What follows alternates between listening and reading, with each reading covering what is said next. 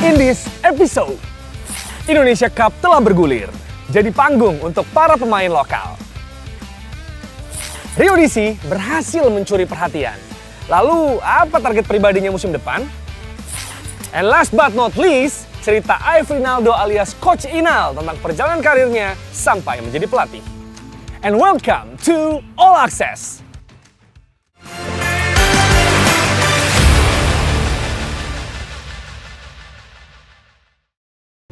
Halo IBL fans, selamat pagi, siang, sore, dan malam dimanapun Anda berada. Boom, boom, bang, bang. Saya Jiran Vino, bakal mengajak Anda untuk melihat keseruan dari Indonesia Cup alias Piala Indonesia. Ini adalah ajang unjuk aksi para pebasket lokal Indonesia. Let's go!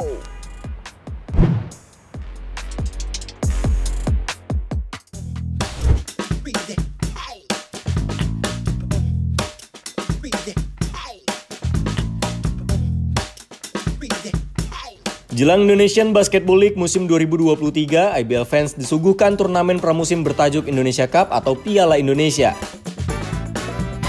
Sritex Arena Solo jadi venue diselenggarakannya ajang Piala Indonesia pada 4 hingga 13 November 2022 ini. Piala Indonesia ini diikuti oleh 15 tim kontestan IBL, dan seluruh tim hanya diperbolehkan memakai pemain lokal mereka. Itu artinya dua pemain asing yang sudah dipilih dalam IBL Draft beberapa waktu lalu belum bisa mereka manfaatkan.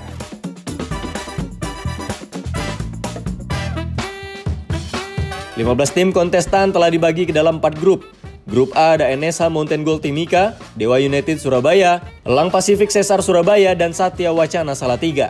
Grup B diisi oleh Evos Thunder Bogor, Satria Muda Pertamina Jakarta, dan Amarta Hang Tuah Jakarta. Di grup C ada Pelita Jaya Bakri Jakarta, Bima Perkasa Yogyakarta, Bali United, dan Ranspik Basketball. Sementara terakhir di grup D, Bumi Borneo Pontianak, West Bandits Kombipar Solo, Prawira Bandung, dan Tangerang Hawks. Ajang Piala Indonesia ini akan memperebutkan hadiah dengan nilai total 300 juta rupiah loh IBL fans. Tidak hanya total hadiah, ajang Piala Indonesia ini diharapkan bisa meningkatkan animo masyarakat terhadap bola basket tanah air.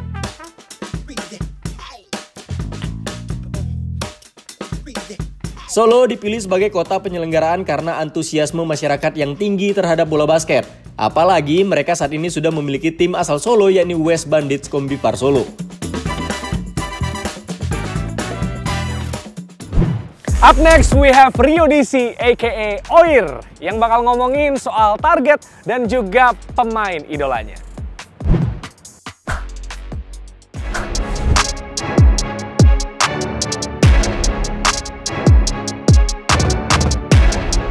Harus diakui kalau Rio DC merupakan salah satu pemain yang mencuri perhatian. Baru 2 musim bermain di liga profesional, namun pemain 29 tahun ini sudah bisa masuk 2 kandidat penghargaan individu musim lalu, yakni Six Man of the Year dan Most Improved Player. Salah satunya berhasil ia dapatkan yakni Six Man of the Year. Ia berhasil memberikan kontribusi untuk West Bandits Kombipar Solo meski datang dari bangku cadangan. Musim lalu Rio DC berhasil catatkan 228 total poin dengan rata-rata 7 poin per game, 1,9 assist per game, 1,62 rebound per game. Sebenarnya sih saya nggak ada target pribadi ya, karena yang kemarin pun dapat Six Man ya itu menurut saya bonus dari saya ngelakuin apa yang pelatih minta aja gitu, bukan dari pribadi saya mau ngelakuin ini gitu sebenarnya. Jadi saya cuma jalanin perintah pelatih, masuk sama sistem pelatih ya, itu bonusnya aja gitu awardnya. Jadi buat saya, buat kedepannya saya nggak ada target pribadi apapun. Kalau penghargaan individu ya, tapi kalau misalnya target tim, saya mau bantu tim ini bisa sampai targetnya di final sih.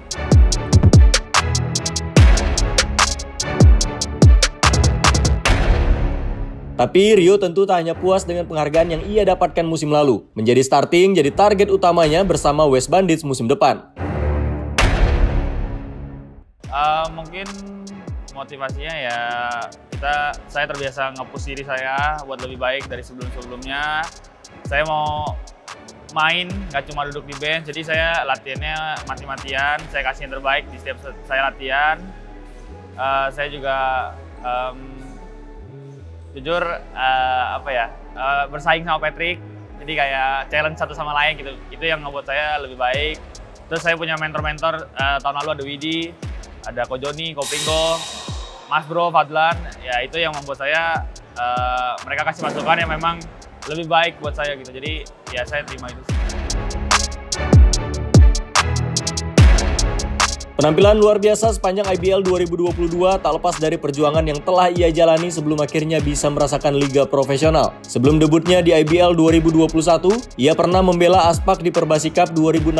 Selain itu, ia juga pernah berlatih bersama Pelita Jaya Bakri Jakarta. Namun, kesempatannya bermain di liga profesional baru ia dapatkan bersama West Bandit Solo. Kesempatan ini pun tak disia-siakan Rio. Ia terbukti berhasil memberikan yang terbaik di setiap pertandingan yang ia jalani. Penampilan luar biasanya ini pun tak lepas dari pemain-pemain idolanya. Rio mencoba menggabungkan cara bermain para pemain idolanya untuk membentuk karakter bermain seorang Rio DC. Kalau di luar NBA saya suka Kawhi Leonard. Oke, sekarang kalau misalnya di IBL dulu saya suka Ari Chandra sama suka Dimas Aryo Dewanto. Tapi kalau sekarang tuh saya punya teman sebenarnya idola juga tuh Widi. Tapi kan udah pindah. Kira-kira apa nih yang pengen lu contohin apa dari pemain-pemain idola lu? Yang pemain seperti apa?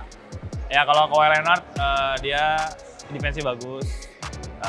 Terus kalau Ari kan shooter ya, dia shootnya bagus. Kalau Dimas Aryo dia punya speed, punya agility yang bagus. Ya saya mau mix combine 3 itu sebenarnya. Cuma kan ya memang butuh proses lah gitu.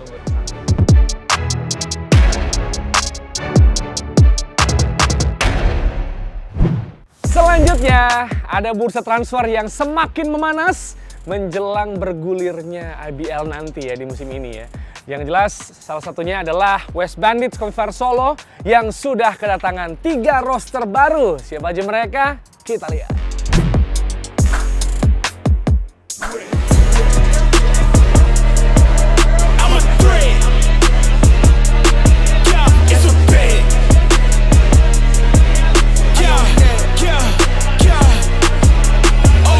Peta kekuatan Indonesian Basketball League 2023 semakin menarik. Karena tidak hanya deretan pemain asing yang hadir, tetapi juga bursa transfer pemain yang tak kalah ramai. Salah satu tim yang paling cepat melakukan perombakan roster adalah West Bandits Kombi Solo. Setelah ditinggal Widianta Putra Teja, West Bandits sudah mengumumkan 3 nama baru, yakni Rizal Falconi dari Satria Muda Pertamina Jakarta, Christian Gunawan dari Ranspik Basketball, dan juga Sefli Rondonuwu dari Amarta Hang Tuah Jakarta. Rizal Falconi jadi rekrutan pertama dengan kontrak berdurasi 3 tahun bersama West Bandit Solo. Hadirnya Falconi tentu diharapkan mampu bisa menularkan mental juara yang ia miliki ke rekan-rekan barunya di tim.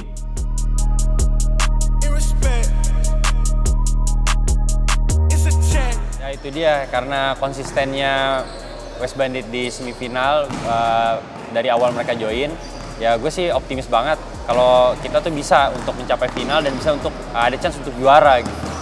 Jadi itulah yang kenapa gue pengen ada rasa penasaran gitu di situ gitu. Jadi tantangan baru gitu buat gue. Selain itu, melalui skema pertukaran atau trade dengan Ranspik Basketball, West Bandits resmi datangkan Christian Gunawan atau Coke dengan melepas Joshua Otto ke Ranspik Basketball. Nama Christian Gunawan atau Coke tentu sudah tak asing lagi untuk IBL fans. Ia memiliki 2 cincin juara ketika masih membela Satria Muda Pertamina Jakarta. Meskipun penampilannya musim lalu belum maksimal, tetapi Coke optimis akan meraih gelar juara IBL di musim perdananya bersama West Bandits Kombi Solo.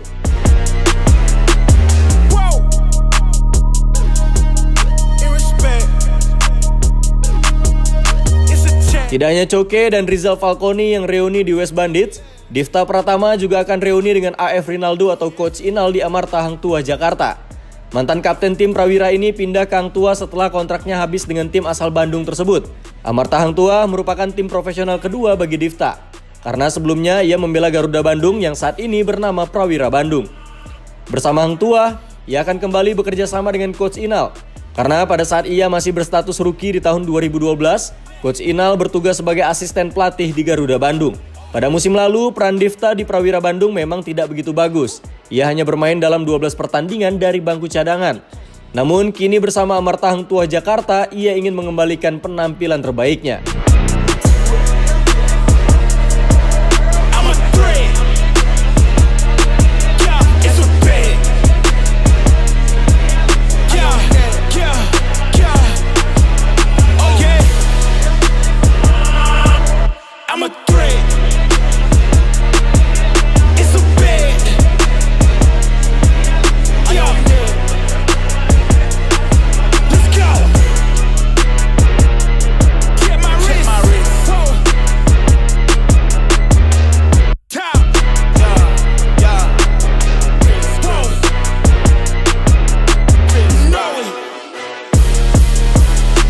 going again. From yeah, making a killing. Oh yeah. In respect, it's a check. Nothing less. Oh yeah. It's a threat. Yeah, it's a bet. Yeah.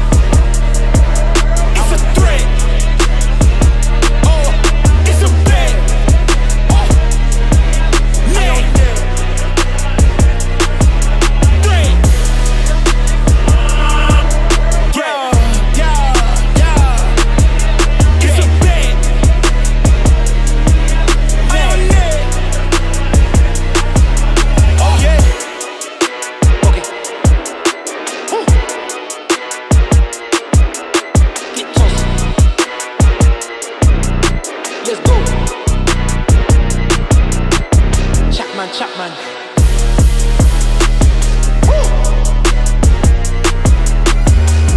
Terakhir ada cerita dari Aifrinaldo alias Coach Inal yang bakal sharing tentang karirnya sebagai pemain dan juga pelatih di IBL Legends. Tapi sayangnya itu sekaligus mengakhiri kebersamaan kita di IBL All Access episode kali ini. Jadi Arvino, signing off. Sampai ketemu di IBL All Access selanjutnya. Boom boom, bang bang.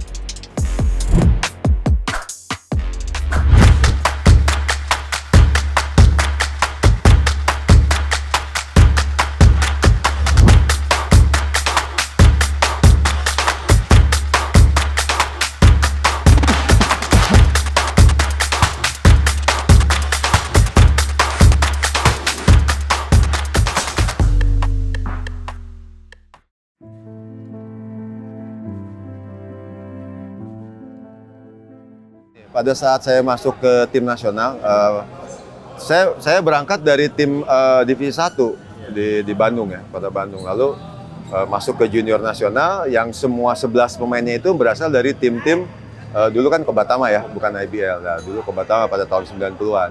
Jadi ya saya masuk ke situ dengan bersaing, wah ini Kobatama semua ya. Semua udah punya tim masing-masing. Ada Asaba dulu, ada Halim Kediri, lalu ada Pelita Jaya, ya kan. Lalu ada satu lagi dari Medan itu ada satu, saya lupa namanya. Ya, jadi masih ada CLS ya kan, ya, yang sudah di Kobatama gitu, ada gitu. Nah saya dari divisi 1 ya, itulah saya masuk di situ. Waduh, saya harus lebih dari yang lain ya, apa ya, ya itu tambahan sendiri ya. Ya sempat dikecilkan ya merasa pasti kan merasa bahwa saya bukan berasal dari tim Kobatama, jadi gitu. Itu aja, tapi lambat laun saya untuk mengejar mereka, saya rasa ternyata Kobatama levelnya segini ya, gue bisa berarti gitu. Jadi di situ saya tambah etos kerja, saya tambah.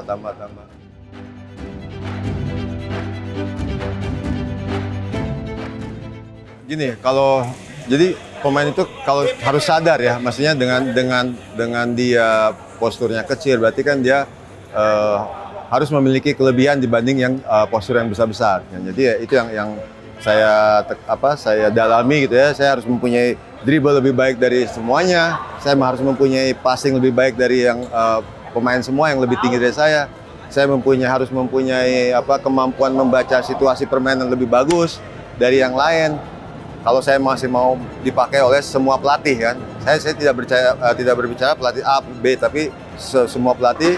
Ya alhamdulillah waktu pada saat di timnas selalu memakai saya untuk bermain. Padahal postur saya adalah paling kecil ya.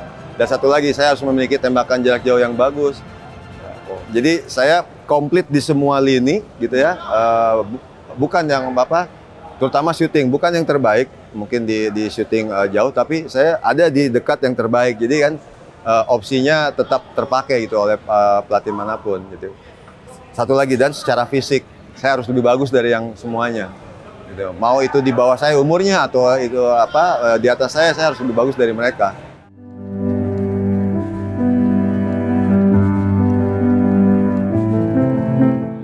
Pertama kali saya dari junior, lalu mewakili tim nasional, dan pertama kali ditunjuk sebagai kapten tim nasional pada saat usia mungkin 21 tahun kali ya, apa 20 tahun gitu ya. Karena kan itu tim itu kebanyakan under 22 ya, kayak peralihan dari yang senior ke angkatan saya gitu. Nah, saya di situ ya nothing tulus aja gitu. Jadi saya mimpin rekan-rekan di usia yang muda ya, gimana caranya berkompetisi dengan pemain-pemain negara lain gitu yang notabene mereka sudah berpengalaman kan. Dan ternyata di sana ada chance untuk itu, dan ternyata kita pertama kali untuk mendapatkan perunggu di situ kan. Itu memang first medali saya di tim nasional sebagai kapten di tahun 93 itu, dan pertama kali juga untuk jabatan perunggu ya itu momen yang tidak terlupakan sih. Itu satu, dan yang keduanya momen pada saat saya pertama kali juga mendapatkan medali perak di Kuala Lumpur 2001. Jadi 93 ke 2001. Nah, itu ya sama, maksudnya kita berkompet sama Filipina. Dan yang terakhirnya di tahun 96 kita mengalahkan Filipina di final. Tapi bukan skala SEA Games, tapi di Seaba. Nah, itu semua saya pertama dan menjadi kapten terus kan ya, selama di tim nasional. Jadi ya itu momen yang tidak terlupakan sih, 3 momen yang terlupakan di tim nasional ya itu.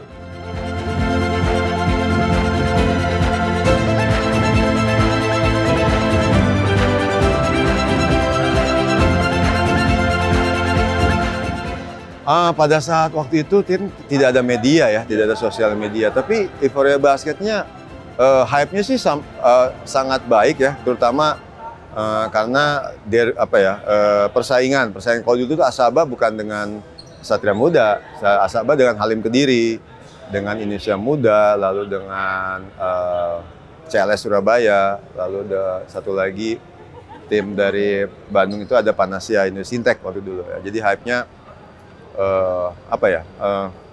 penonton itu datangnya benar-benar hype dan mewakili kota waktu dulu gitu. Jadi Kediri gitu kan, Jakarta, Bandung, Surabaya gitu. Hype-nya seperti itu walaupun tanpa media sosial.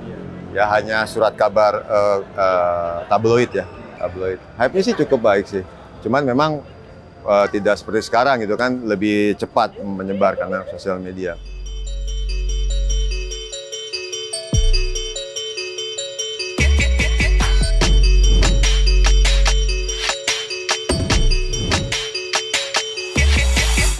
Ya, yang pertama kali saya datang ke Amarta Hang Tuah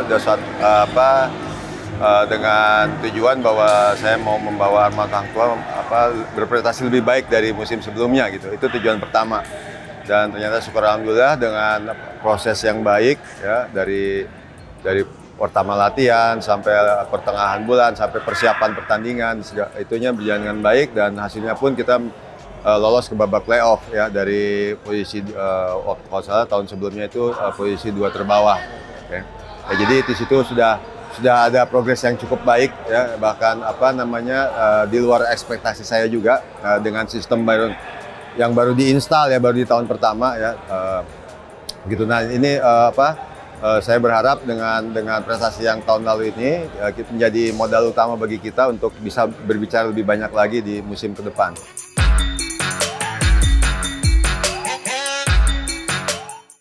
Ya, oke.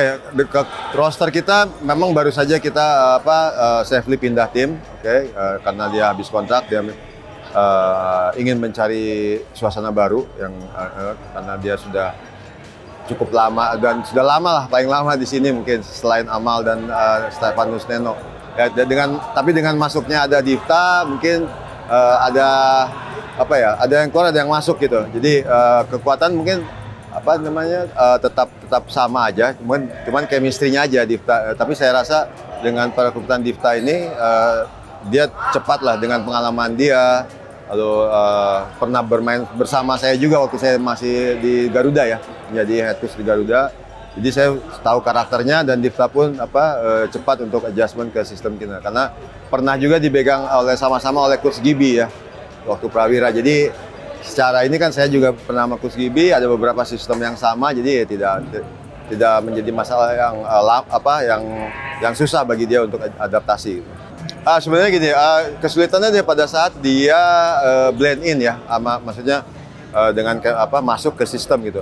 Nah, dengan karakternya dia harus bisa cepat adaptasi ya. Itu salah satunya. Jadi saya juga selalu mengadakan pendekatan terhadap pemain bagaimana dengan karakternya dia bisa bermain di sistemnya nanti, di sistem Hang Tuah sekarang gitu. Jadi baik defense maupun offense gitu.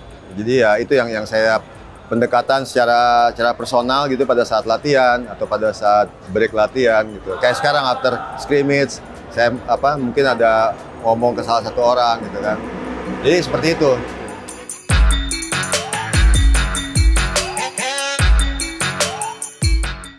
Jadi basket udah kayak in the vein ya, di pembuluh darah gitu. Jadi walaupun saya misalnya karena saya banyak menerima filosofi kepelatihan dari berbagai macam pelatih. Lalu saya pengen ilmu yang saya punya ini pengen saya salurkan gitu ke generasi-generasi sekarang gitu. Baik secara coaches atau secara pengalaman bermain. Jadi ya saya nggak pernah bosan sih untuk basket. Jadi karena basket itu hal yang menarik bagi saya karena berubah terus gitu. Makanya saya selalu belajar. Sampai saat ini pun saya selalu belajar dari filosofi kepelatihan dari tim-tim lain. Bahkan bukan dari level yang lebih tinggi, dari level lebih rendah pun saya suka dari KU. Oh ya, perkembangan KU seperti ini gitu kan, umur. Oh, perkembangan liga mahasiswa seperti ini.